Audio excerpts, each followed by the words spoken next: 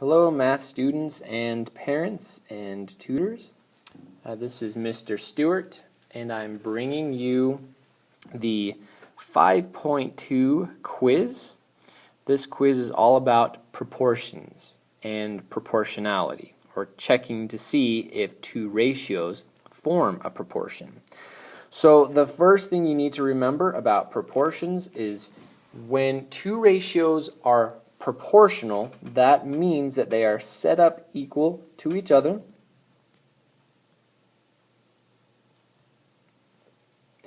And if two ratios form a proportion, we would say that they are equivalent to each other. Or in other words, this fraction is equivalent to this fraction. Equivalency is just a really fancy word of saying they're the same.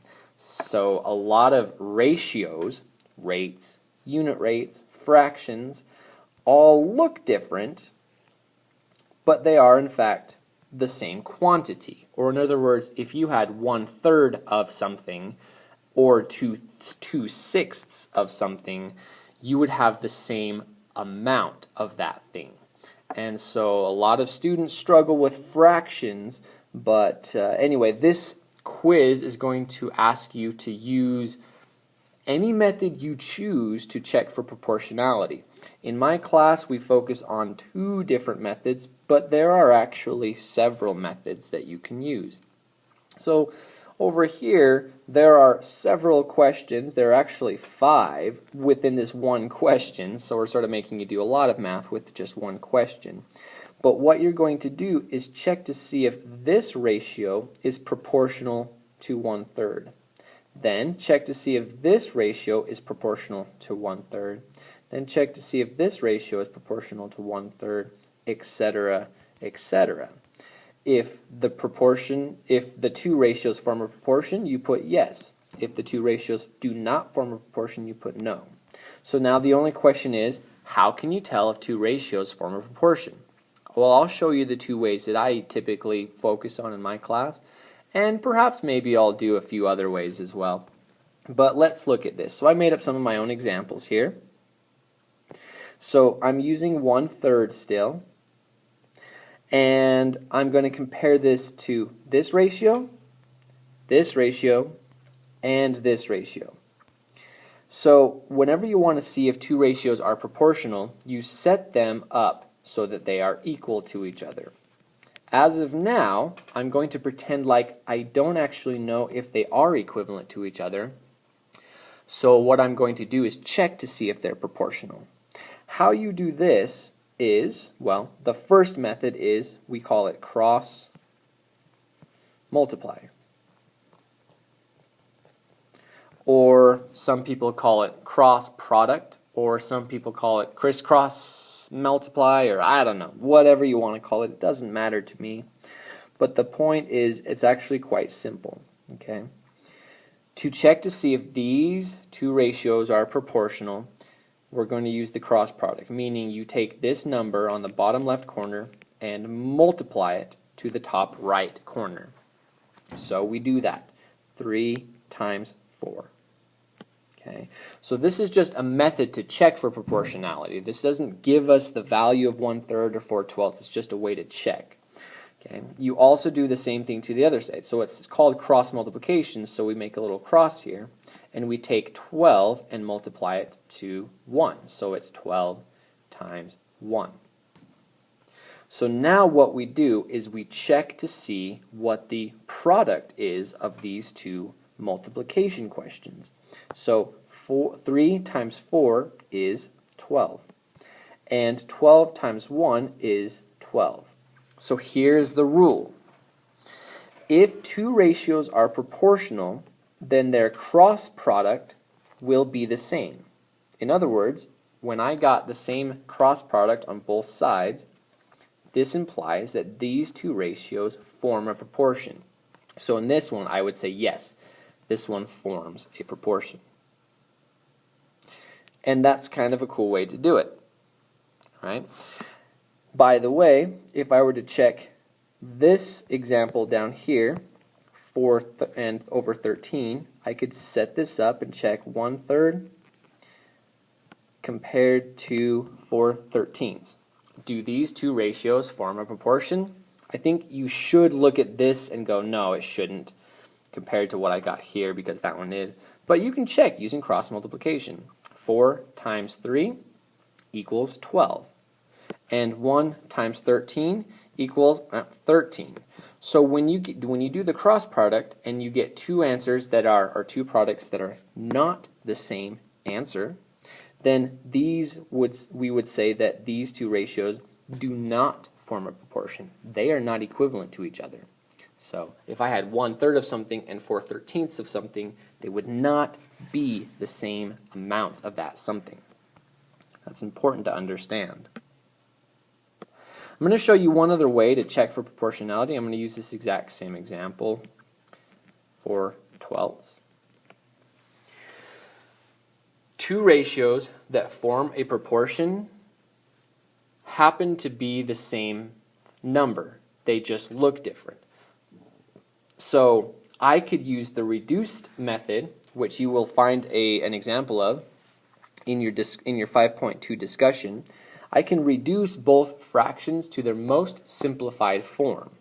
1/3 happens to be in its most simplified form.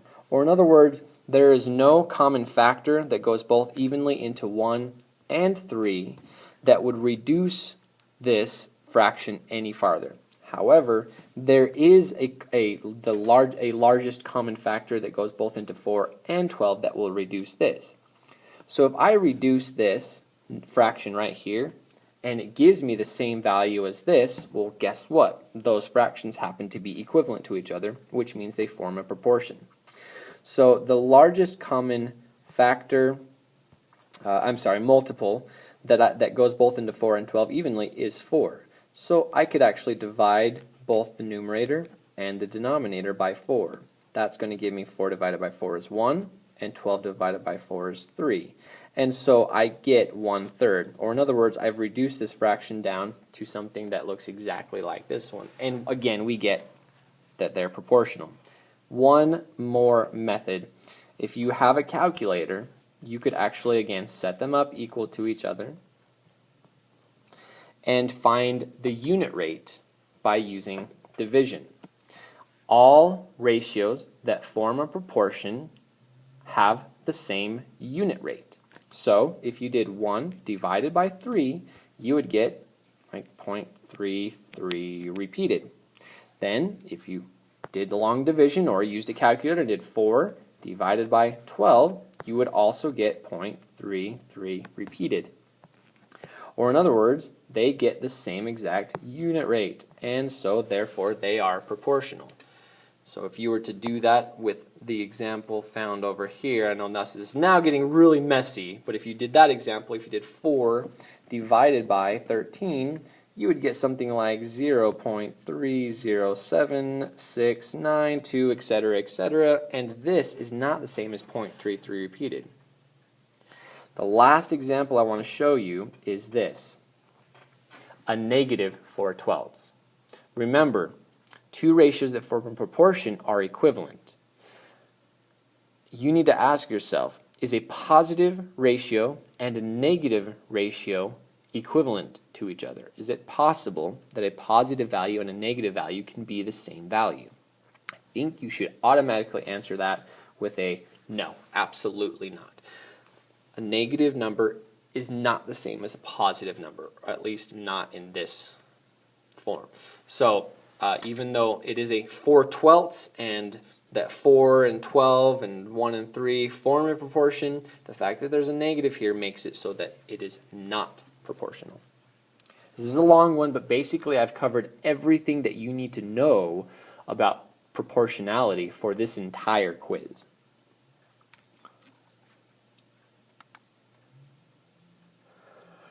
I'm not going to give you any examples here other than just understanding, look, even though they're decimals, you don't treat them any differently. You've got a 2.5 over 1.5, and you want to see if it's proportional to 5 over 2.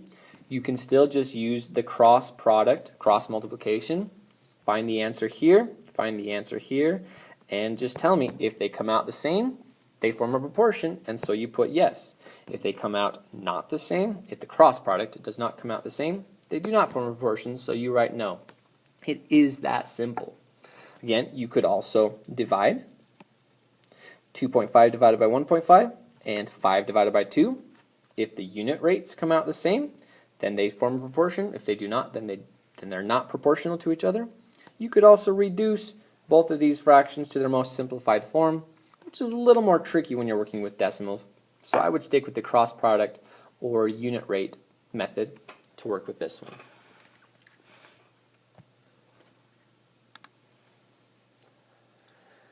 Okay, question number 3. This one looks tricky to a lot of students, but you need not panic. I want you to understand that fractions are numbers too. A lot of students don't treat them that way. They treat them like aliens. But fractions are just numbers. So if you have 1/2 over 4/5, just think of this as a value. And think of this as a value. So if you want to check to see if it's proportional to something like 5/8, for example, you still just set them equal to each other and see if they're proportional using cross multiplication. Or in other words, 1/2 times 8 and 4/5 times 5. A lot of students will forget about fractions and they'll just take 2 times 8 or 4 times 5 or do something weird like that. But think of these as entire values. If this answer comes out to be the same as this answer, then guess what? These two ratios form a proportion. I know this looks weird as a ratio with a fraction over a fraction. We call these complex fractions, but they still are ratios. Or in other words, you can still buy a half of something for 4/5 of a dollar, for example. So please be okay with using fractions over fractions. Other than that, you just have to check every single one of these and say whether they do or do not form a proportion. Again, you could use division. You could do 1/2 divided by 4/5 and find the unit rate. You could also do 5 divided by 8, find the unit rate, and remember, if those two unit rates come out the same, they are proportional to one another. The last question is just more of the same. The only thing you need to remember now is, well, there's a little bit of reading involved here. So remember, if I buy 3 tickets to the concert for $45, that is a rate. Think about that as being a rate. I can set it up as a ratio of 3 tickets for $45. The question is, if you buy a ticket for $15, is your purchase and my purchase proportional to one another? If they are, then that means that the person who's selling us the tickets is selling it to us at the same price. If they're not proportional, guess what? One of us is losing money or is getting ripped off. Okay, so that's kind of a sort of a real-world example that might happen here. You can check for proportionality that way.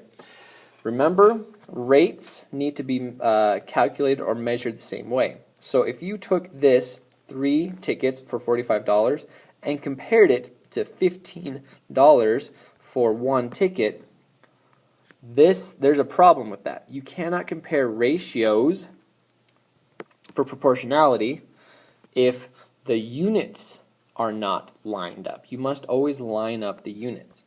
So I think you'll discover, for example, one of them, hint, hint, is actually set up the opposite way. So you'll have to determine what happens there. This is not a typo. This is intended to help you catch the fact that you must line them up the right way. And that should do it for Unit 5.2 quiz. I hope this is helpful. Have a good day and don't forget to be awesome.